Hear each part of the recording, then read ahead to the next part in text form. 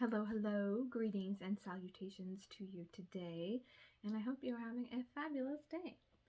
I am making this video today to talk a little bit about some of the symbology of the planets and how they get their characteristics, um, and the receptive nature that all the astrological systems share together.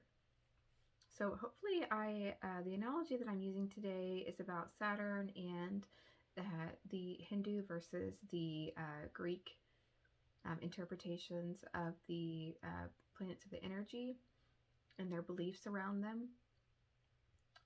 But hopefully this makes sense, and hopefully I am transmitting this in the way that I'm trying to. It is Mercury retrograde, and I am a Gemini, so there's a very good chance that this could go south, but here goes nothing. So, astrology works on the basis of receptivity. So, when we are looking at a chart, we are looking at the planets and their given natures and their correspondences and how they are receiving each other at the time of your birth to kind of give an overall picture of the dynamic that is happening in the sky. And because of the Hermetic principle, as above, so below, the interaction of the planets have very real consequences for the Earth below, as in the moon. The moon has control over the behavior of animals. It has effects on water. So we can look to the sky to see the solar flares and how they are affecting the electronics down on Earth with all of the activity that goes on up there. So we have given further interpretation to the planets by assigning them natures and characteristics and principalities of the fundamental principles of our universe.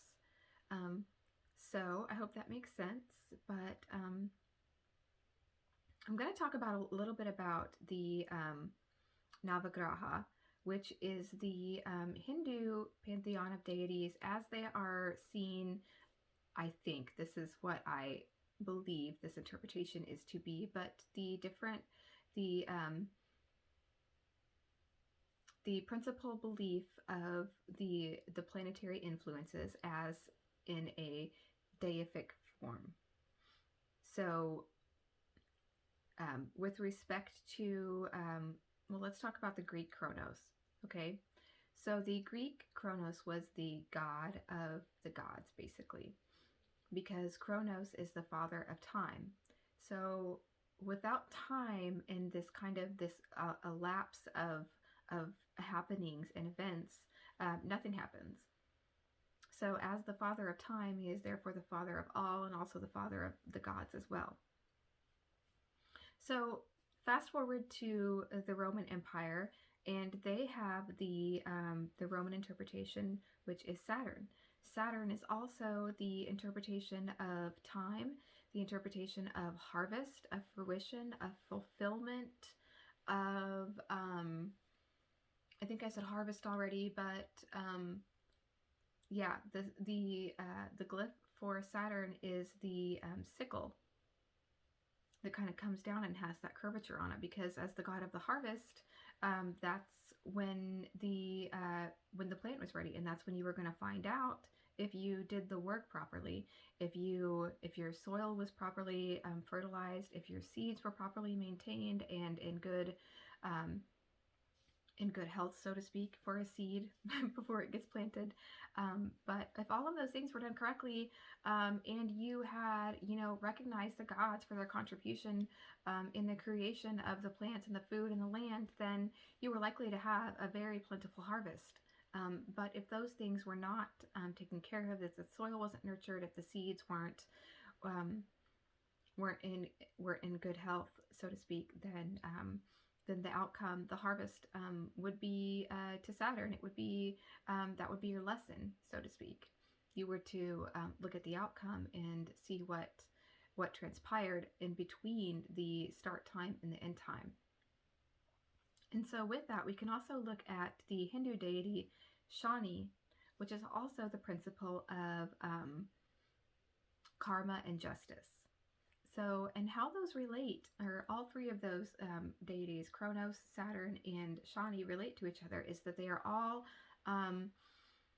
presiding over this process of time that happens, that has a beginning, an end, and then the sequential events that happen in the meantime.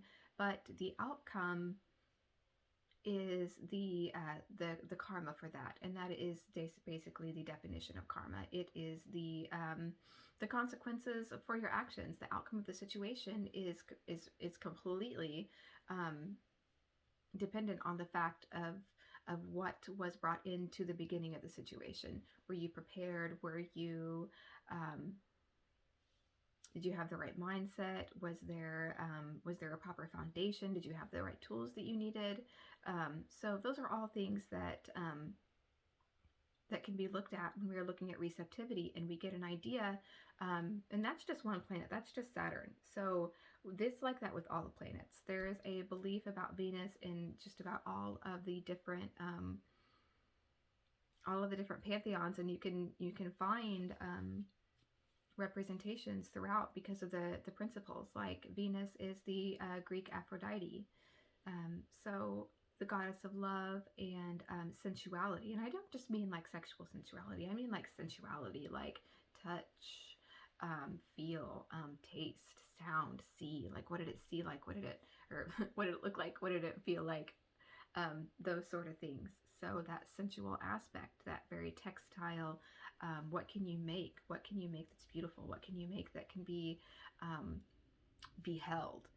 Those sort of things. So those are all just kind of universal principles that are playing out. You know, we all have the ability to love and make beautiful things.